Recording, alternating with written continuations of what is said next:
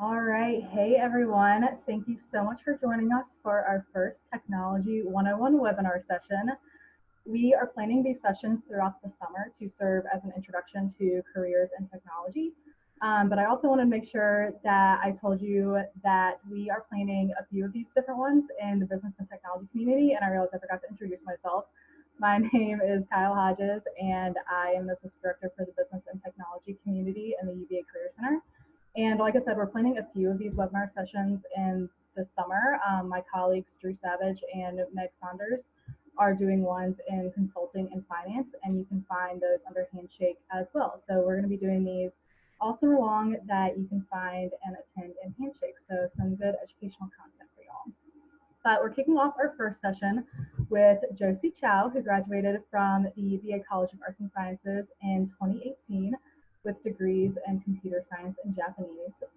She is currently an associate user experience engineer at Appian. I'm going to ask Josie some questions about her background and career, and then students, it's going to be open the floor to you all to ask Josie questions as well, either in the chat or if you want to take your video and audio off mute, you can do that as well.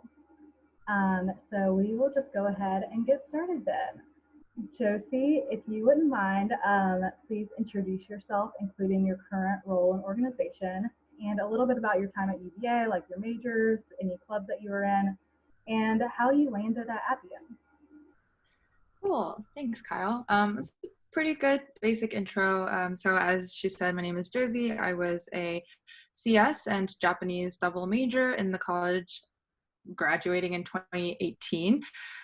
While I was I should say what I'm currently doing first. So as she said, I'm currently a user experience engineer at Appian. It's a kind of unique role. It's on the UX team, but it is a technical position. So my job actually looks a lot more similar to that of an engineer or a software engineer than a designer sometimes. So we'll actually talk more about that in some of the questions Kyle has prepared for today. And I started at Appian last summer in August after a gap year between my graduation year and now.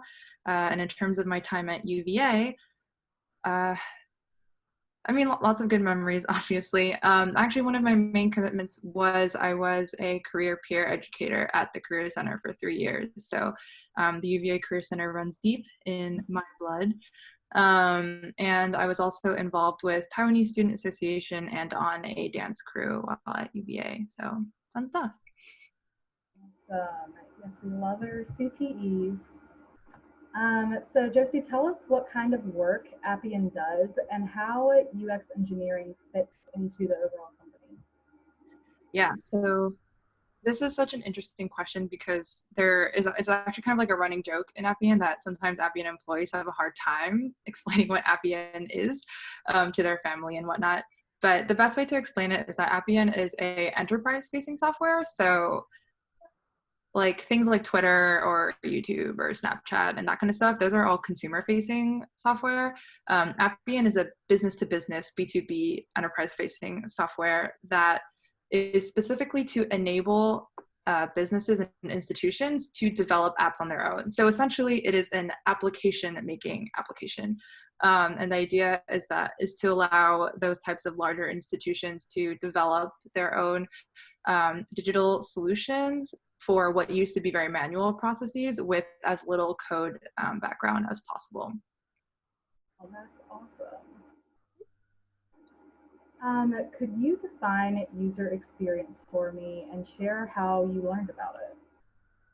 Yeah, so user experience is at the very core of it. It's kind of self-explanatory, but it is the experience that any user or any person specifically has while using any product or service.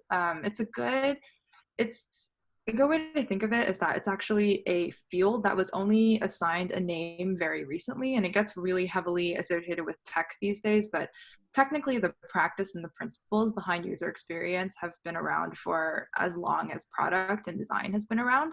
A lot of the older principles of user experience are grounded in traditional design principles for product design, like thinking about like the principles that go behind designing kettles or cups or doorknobs and things like that. So that's a good idea of it overall these days, it's obviously really heavily oriented with software in particular. So it's really about developing software in a way that is user friendly and intuitive and requires or causes as little negative emotions, because I'm sure we've all had tough experiences working with things before. So yeah, just to that. I'm curious how you were originally like introduced to it as a career. Yeah, that's a great question. So for me personally, I grew up more art inclined than engineering. It really wasn't until high school that I sort of started to transition more into starting to program to at all. And actually, you find a lot of those types of people in UX, but even then, it's best to understand that UX isn't just about like drawing things or design. It's really a lot more focused on core principles of does it make sense? Is it intuitive? Is it easy to use? And sometimes that isn't necessarily what's pretty, but how I wound up in UX was kind of serendipitous. So I actually started at Appian as an intern. And I started as a software engineering intern. And while I was there, I knew that I wanted to do more like UI focusing things, so front end work. And then when doing that, I ended up working with the UX team at Appian. And I always kind of knew that it was around, but then I sort of discovered this thing that suddenly felt like a really good fit. And I just kind of snowballed from there into me now being there full time on the UX team. That's so awesome. Students, I hope you picked up on the value of connections within organizations and that just because you were originally hired for one team, you can learn a lot about the others as well. Um, so here is an interesting question that I know that I've been pondering, as I've been preparing for this webinar. What is the difference between user experience design and user experience engineering, and how do those two roles work together? Yeah, so I can speak specifically to Appian's case. It can be a little bit different at every company, but user experience design is what people more commonly associate with UX. It's like the wireframing and the sketching out of where layouts go, where text go, where images go, so that also designing the overall flow that a user has when they interact or try to achieve functionality in the software. So that's more on the lines of what our UX designers do. UX engineers are called many different things at many different companies. It's a bit more of a unique role. We work generally, it's somewhat analogous to a front-end engineer or a front-end software engineer, except it's a little bit more focused on UX impact specifically. So for me personally at Appian, it's best to sort of think of me as a front-end engineer that focuses on developing UX driven features. So my features aren't necessarily as driven by functionality or adding robust extra integrations or anything like that, but it is focused on improving the overall look and feel of Appian with technical backing. A lot of times that kind of thing can be deprioritized, honestly, in software. So we want to make sure, specifically at Appian, we make sure that there's a subset of people who cover those bases because it does make an exponential difference. Cool. And we got a question in the chat. Do you use Sketch in your role? So I personally in my job don't have to use Sketch, but the UX designers at Appian do. To be super frank, we have a limited number of licenses, so I can't say if I wanted to, I could just use it. But if we had, an infinite number of licenses, in theory, I would sometimes have the opportunity to do work in Sketch, but that's usually self-driven and not specifically in my job description. Very cool. All right. So on that note, what types of tech skills or programs are crucial in your work as a user experience engineer? Yeah. So basically, like I said, anything that is generally front-end development related. So text editors is the main thing that I work with.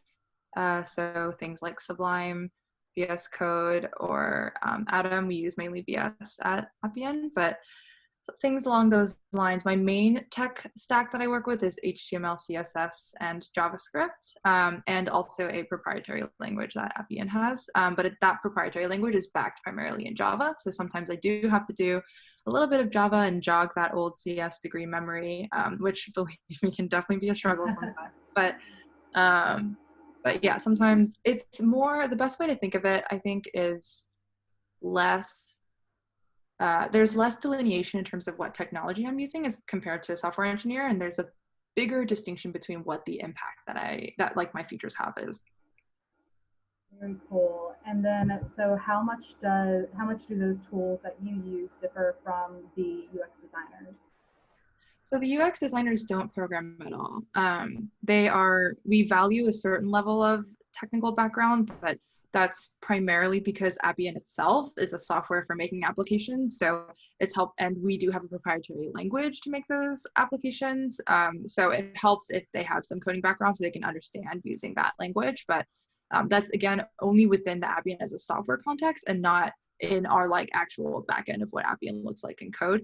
So the UX designers don't code is the best way to say it. And they're doing more things on like a mock-up level. So sometimes they'll do high fidelity mock-ups, but which are basically mock-ups that almost look and feel like the real thing just without anything backing it. But when they do those, they're writing in the proprietary language of Appian that they're trained to do when they enter the company. And pretty much everyone in engineering has to go through that training. So that's probably the main difference. Gotcha. And what are some of those mock-up tools? Do you know some of those?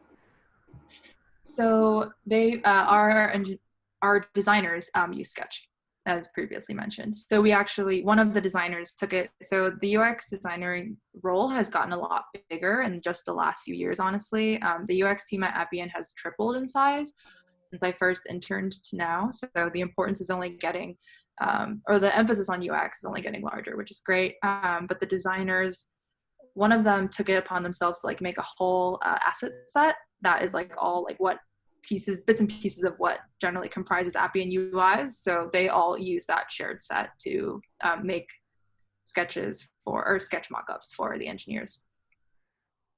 So helpful. So now tell us, what does your day-to-day look like, and which other like roles do you typically interact with? So my day-to-day looks a little bit quite similar, honestly, to that of a developer. It basically involves programming whatever increment of work I'm currently working on. We also do code reviews for other people. I generally do, for the UX engineering role, we do more specific code reviews. We do code reviews that are specifically like CSS related is a good delineation. And also we do each other's, and involves that, just general software development lifecycle stuff. The main difference, I think, in my work is that I incorporate a much larger PM and UX feedback loop into my work. So for a lot of developers, their sort of functional requirements are more along the lines of like, make sure A does B and C does D, and like none of that is buggy and none of it is like bad. But for example, I'm actually working on something right now that's more along the lines of like, okay, this doesn't look great and we need something that looks better. So what is something that's going to look better? And I sort of have to code out a few options and then present those options to the PM on my team, and then also other people with UX weigh-in, so other people on the UX team, whether it's designers or other engineers if they are also chiming in, to sort of develop the best path forward and what we decide to actually be what we want for some of those cases. Well, it sounds like you have a really collaborative team and collaborative role. Yeah, I think that's a good way to put it. More adding that extra feedback loop definitely can add churn into my work sometimes. It makes it harder to reach consensus because there's more cooks in the kitchen, but that's probably one of the more unique parts of it. Cool. And we got a question that kind of like speaks to that collaboration piece. How would you describe the difference between UX and UI? Yeah, so UI is purely like the visual element to it. It's the interface. UX is the experience, right? So I don't know if you've ever seen a wireframe before, or like there's different levels of fidelity, as we call it, and there's really low fidelity wireframes that can sometimes literally just look like boxes on a piece of paper. And those, I mean, that's called paper prototyping. And nowadays, because there's really good tools, people use less of that, but it's still a valid tool. And basically people will draw out the boxes of where things are going to happen and then ask people to like try interacting it, like pretend clicking on it with their fingers, and they'll like switch out the paper pieces for them. And that is definitely evaluating UX, right? Because it's sort of evaluating the overall flow and the experience somebody has with when certain things are placed the right way, or when the more important action is placed in the more important or the more visible or intuitive place. UI is really more fine-tuning those details, fleshing it out, getting it to look appealing, because it's undeniable that aesthetic is a part of UX, but it's the last thing that we think about. The first things that we think about are always, does it work? Does it work well? Is it efficient? Is it easy to pick up? Is it intuitive? And then we're like, okay, now how can we make this look better? So that's a really good way to put it. And I know sometimes in the past when I've been talking to students about UX, I'm like, you realize UX when it's bad.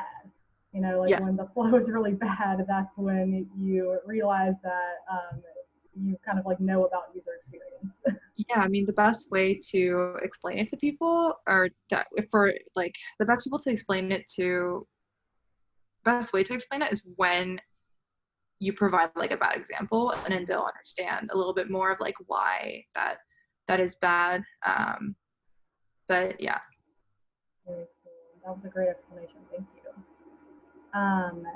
So what is the best part of your job and the most challenging part? The best part of my job, I'll give two, because one's specifically about Appian overall and one's about like my job.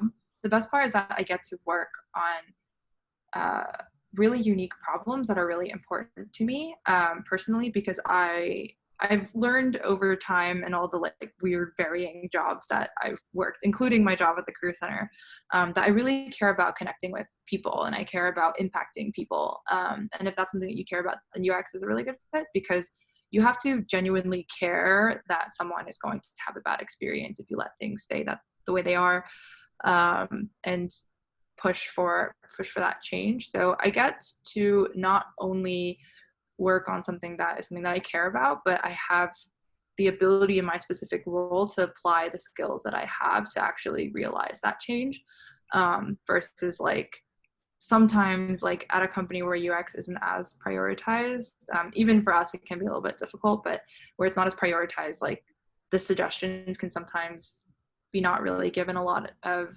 action, just because that it can be difficult. Like sometimes it's hard to get UX prioritized, and that's actually like one of the harder parts of my job. Is sometimes we really have to stand up for putting in the extra time to get it right. And definitely there are some members on the team who are better at it than others. That comes with your personality as a professional as well.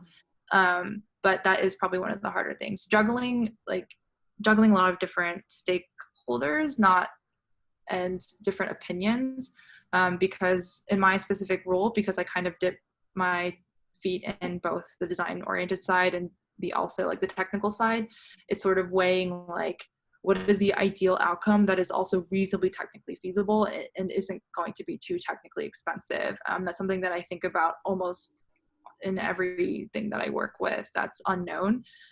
Sometimes if it's like a known increment of work, it's really easy to just have a quick win, but when we're solving more challenging problems, it is almost always a battle between what's worth it, and what's the best that we can achieve for the time that we're willing to put into the impact that this will have. Well, that makes a lot of sense. So what kind of courses did you take or projects did you work on that helped you prepare for a career in user experience? Yeah, that's a good question. At UVA specifically, to be super frank, there isn't a huge, we don't have a large UX presence in the computer science department or in any other department really.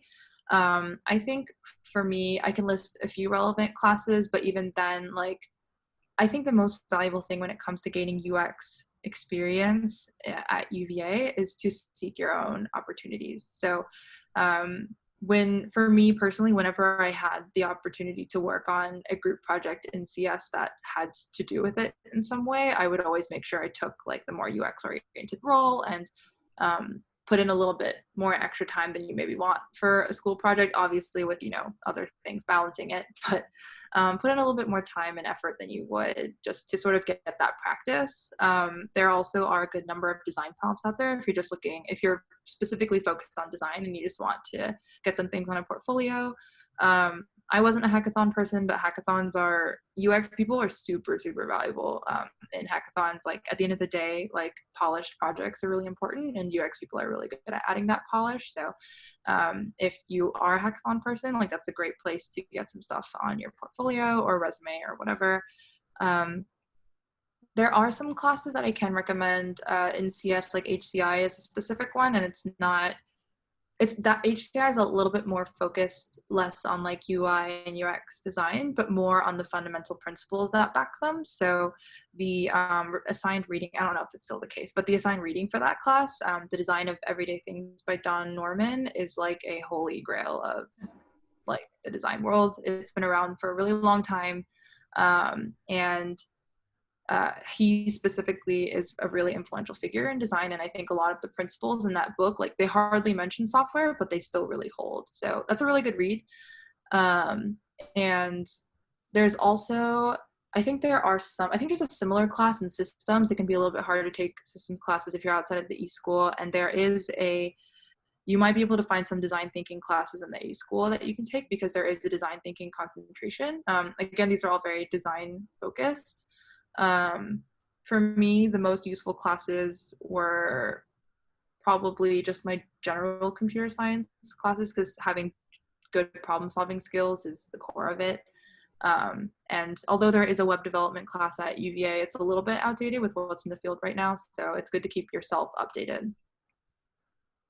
Cool. And you kind of answered two questions in one there, because the next one was how would you suggest a student gain skills in UX engineering? I think you answered a lot of that in that answer. And I'll put a plug in too for students. I don't know if y'all are familiar with all our new course offerings in Coursera, but there are a ton in UX and design thinking. I'll send some of those out after the webinar to you all, but that's a really good way to gain some kind of skills over the summer that you can list on your resume and kind of have a little bit of that relevant experience on your resume too. And that kind of leads me to a student question that popped in that you might be able to speak to. So knowing that we don't have a UX degree or anything, are there UX internships at Appian? And in order to obtain one, would you have to have really relevant UX experience? Yeah, that's a good question. For campus hires, the recruiters obviously know to not expect that you're already super well-fledged experienced person. To answer the first question, we do have UX internships. We don't officially take UX engineers. I was actually a UX engineer intern, but I was the guinea pig for them to try out the role. But we do have, it's sort of like a backdoor thing. So generally how it works is you would apply for UX engineering specifically, you would apply as a software engineer. And if you seem like a good fit, then we will sort of suggest you trying that other path if you're interested in it. So the UX role is not as traditionally hired for, but we do take user experience, we take designer interns, and we actually have 2 this summer, and we had 1 last summer. And in terms of what we're looking for in them, I think there is a high expectation to have a good basic amount of design knowledge or UX specific knowledge, but obviously we don't expect you to be an expert, but we want to make sure that the passion is there and the excitement to learn is there. And also in general, we do value a certain level of having previous professional experience. So it doesn't mean that you, we used to say this all the time at the Career Center, but that doesn't mean that you've had a job. It just means that you have some kind of experience on your resume or your involvements at UVA that contribute to professional skill development. So whether it's having a portfolio, which we probably expect, or, being or doing sort of UX related work in your club activities or in your group projects, like you want something to show for it. But they don't generally know what they're expecting out of an intern. Cool. And I have a question about that portfolio. I guess how did you create yours? And is it like kind of like an online portfolio? Like what did you use? Wix, Weebly, like what did you use to make that? And like what does yours contain? Yeah, that's, to be super honest, I actually don't have one. And the reason for me is because it wasn't necessary for my specific role because it is more technical and I transitioned from software engineering. It's on my personal backlog to work on one. And for my specific role, like my boss definitely warned me that like we expect you displaying your technical skill in your portfolio. So I wouldn't use something more out of the box like Squarespace or Wix or Weebly or whatnot. So in my case, I don't really have the privilege of getting to use something a little bit more predefined, and they definitely want to see like my website itself would be a display of my ability. However, I think you can really use whatever if you're focusing on the design role. I know Behance is a pretty common place that you see some UX portfolios, which I believe is Adobe, owned by Adobe. I think whatever you have that can give a good representation of your work is fine. My general recommendations for portfolios is that less is more. You don't want to put like 4 items that are really similar types of problems. You really want to display your best work because it has like the similar principles of a resume where they're only going to scroll through so much. So you want to put your best work, and then in UX specifically, we really care about seeing your thought process. So don't just post pictures of the final result. Like I know personally when I do more design oriented work, whether it's like just for fun, I like to include sketches and also the process and look at all the iterations. And I think they want to see what you thought about and how you tackled it. And I think that's honestly more important than seeing the final result for UX. Really, really helpful. I wouldn't have thought about it that way. And I imagine that probably the flow of the portfolio and website too is probably pretty important as well. Very cool. So another question that came in, what specific skills would you say are crucial to being a successful UX designer? And then secondarily, you could add this on or tack on to a different question. And do you have any interview tips for UX that you might be able to share? Cool. So I think in terms of what's crucial, I think it's a little bit more fundamental than what you might be looking for, but along the lines of being detail oriented, obviously having a passion for UX, because sometimes you really have to fight for what's important to you and you have to fight for the user and vouch for the user among a sea of different priorities. So you definitely want the passion to be there. A general attention to, I guess I said eye for detail, but an attention to it as well. And having a good sense of what looks and feels right, I think is important. Sometimes that's a bit more of a natural skill for some others, but it's definitely something that can be developed. And I guess for some more general hard skills, it's worth learning some kind of software that's used in the field. Adobe XD is free, so there's no reason to not try using that. It's not as commonly used as Sketch, but you want some kind of familiarity with how that kind of software works. Like you want to be able to understand paths and fills and borders and like that kind of basic thing, because that'll make it a lot easier for you to ramp up wherever you end up. Cool. And then what about those interview tips that you might be able to share? Yeah, so I would definitely say practice. Design, when I was interviewing for like this sort of hybrid UX and engineering role, I got like a really big hybrid of interview questions, like both technical and more design oriented. UX interviews do include whiteboarding, but it's not whiteboarding in the context of like coding interviews. It's whiteboarding in the context of like you get presented like some kind of design problem and they want you to sort of like sketch what the wireframe might look like, and obviously it's like a short time window, so they don't expect like the world, but you do get some level of whiteboarding questions. So I would say it's really good to practice stuff like that and have a strategy, because it's really easy to get lost in questions like that and then just be like really flustered and like, oh my God, like I don't know what to do. Like, what would I do first? And you just want to have a short and concise strategy to cover your main bases. Like, did I consider personas? Did I consider like the primary users that I need to achieve? Did I consider the base functionality and focus on that first? Like, make sure you have like kind of a mental checkbox, because it takes a lot to design an app and like no one can do it in 30 minutes. But you want to make sure you cover the core of what they're looking for.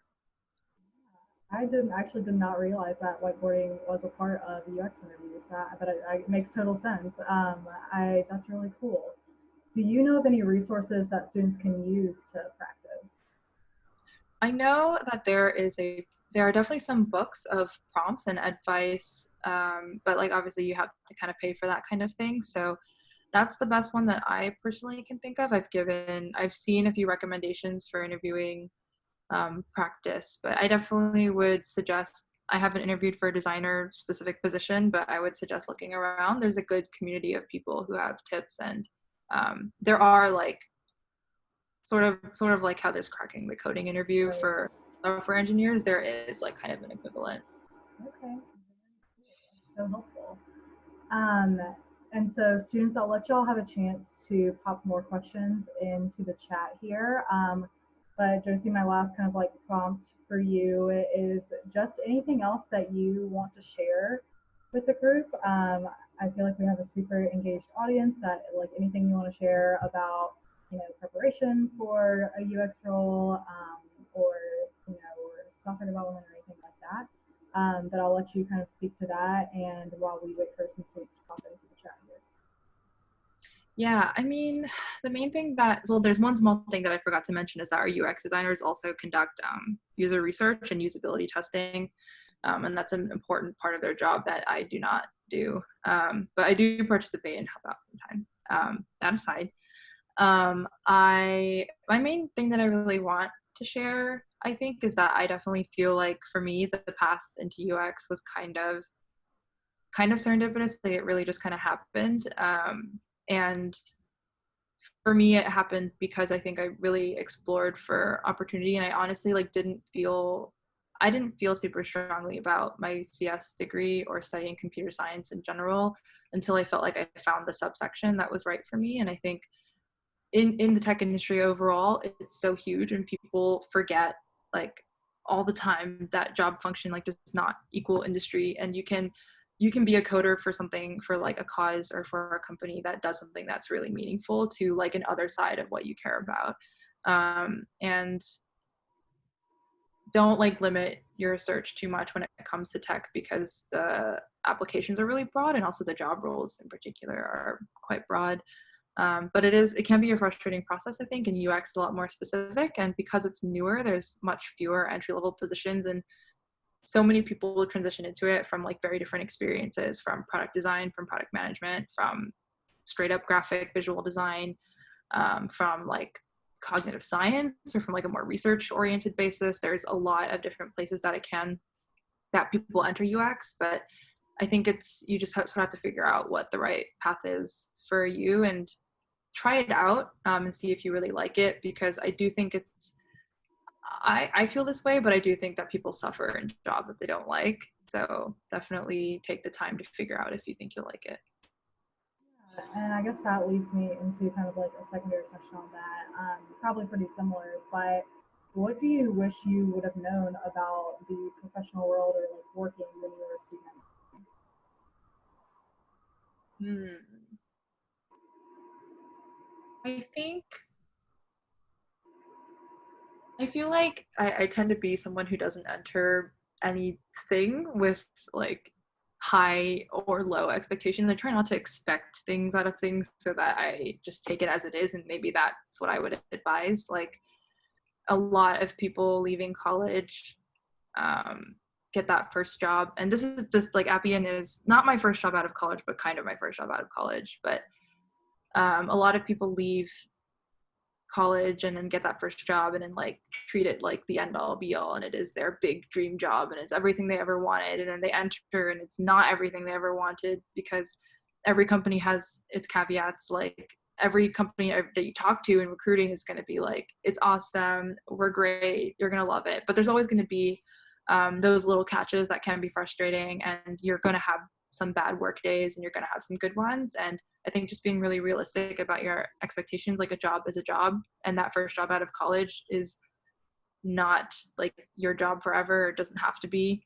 And you have a lot of room to change if you're feeling like it's not, if you learn that you're like, well, I thought this was my dream job and then like this really isn't it. Just remember that like your career is flexible. And after that first, like the first job, if anything, is a really good way for you to orient yourself towards what you actually think you want to do. Advice. Thank you. And you can definitely tell that you worked in the Career Center as a student. That's awesome. No other student questions popped in. Students, I'll let you maybe take another minute for questions, but otherwise we will wrap it up. So there was one I didn't answer, I think. Okay. The experience of taking a gap year. Oh, gotcha. Sorry, I missed that one. No worries. Yeah. So I did take a gap year. Because I was a Japanese major, I did the JET program, if any of you are familiar with that, and I worked and lived in Japan as a translator and interpreter for a year before returning to Appian. And for me personally, it was very worthwhile because I knew that once I entered my job, I would have once I entered what I believed to be more of my long-term career, I would have a lot of trouble breaking away from it.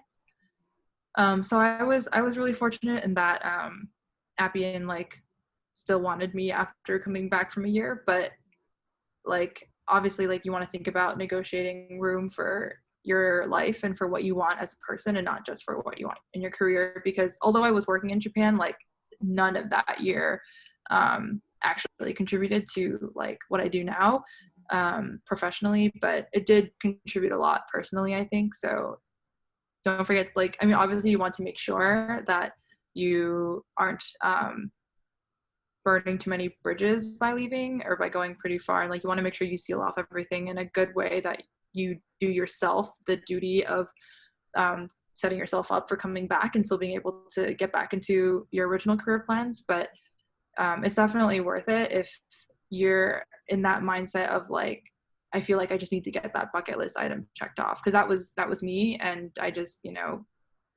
went and did it, and I definitely think it was worthwhile. Cool. All right, students, if you don't have any other questions that you want to pop in the chat, we're just going to thank Josie so much for her time. That was awesome of you to make time after a long workday to do this for us. I know that I learned a lot and am so appreciative, and students, I hope that y'all learned a lot as well. And I will be sending a follow-up message with kind of the recording and any relevant resources that Josie might have mentioned, as well as those Coursera courses that I mentioned as well. Cool. As the quick clarification, I was an intern and I had a return offer, so I didn't apply during my fourth year. But for the program, if you're talking about the program and not Appian, I applied for the program my fourth year, but I had a return offer from my previous internship, like hanging in the air during that period of time. I think something overwhelmingly that I've kind of like picked up from all this is, a lot of times careers do happen serendipitously, and it's all about like putting networking and making those connections and putting yourself in some of those situations so that opportunities do come to you. Sometimes those things happen when you least expect it. Yeah, to answer the other question, it is. I would actually say that they're pretty different paths. Sometimes people transition from one to the other if they have interest in one or the other, but they are different. I said that I transitioned from being an SE to a user experience engineer specifically. So that's why I transitioned from being a software engineer. But you should understand that the interview process and the expectations are different because they're different paths. This one, how much HTML, CSS, and JavaScript are front-end development interns expected to when first coming in? This really depends on the job. At Appian, we don't hire for front-end dev interns. We just hire for software engineering interns, and then we sort you into one or the other depending on your tech preferences. You really just need to, for interns, I think the general expectation, unless you're hired for something specific, is that you have strong core programming, like you have foundational programming knowledge. And the expectation is, in general, is less that you know X language and more that you know how to pick up a language if you're provided something. So this one, what's the biggest lesson you've learned through your experience with UX? No pun intended. I think I've already shared it. My biggest experience is definitely that it's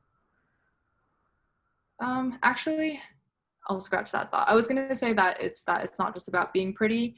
That's a really big misconception that I like to correct. The other is that you cannot assume what the user thinks and what the user wants or how the user will interact. That's why we do things like user research and usability testing, because like you can never make an assumption of the user. You can give your overall thought of like, that's probably not going to be good, that's definitely bad, that people are definitely going to complain, but the user will always surprise you.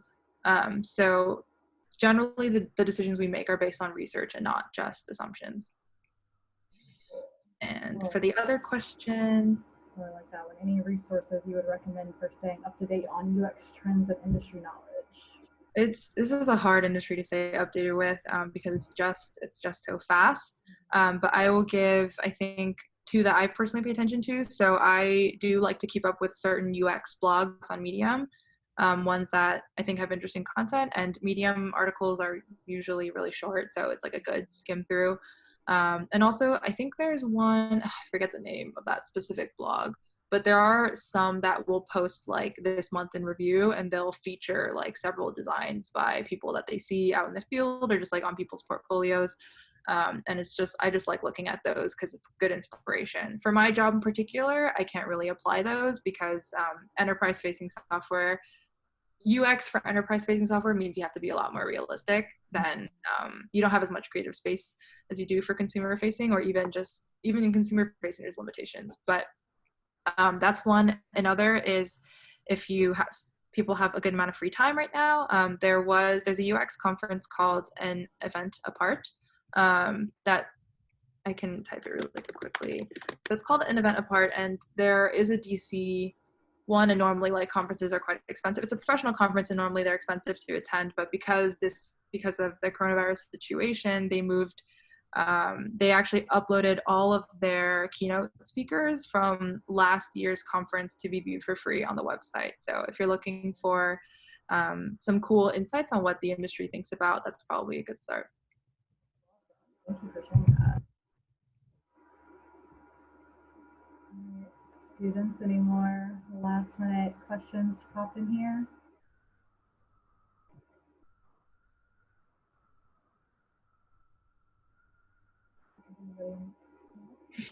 You're welcome.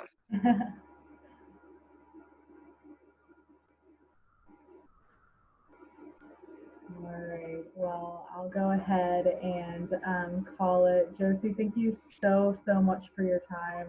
We are so grateful for this hour that you spent with us. So again, students, I will follow up with some of those resources after this event, and you all know where to find the Career Center if you need anything. And once again, a plug for the Consulting 101 and Finance 101 webinars if you are interested in those areas as well. All right, have a good night, everybody. Cool. Bye.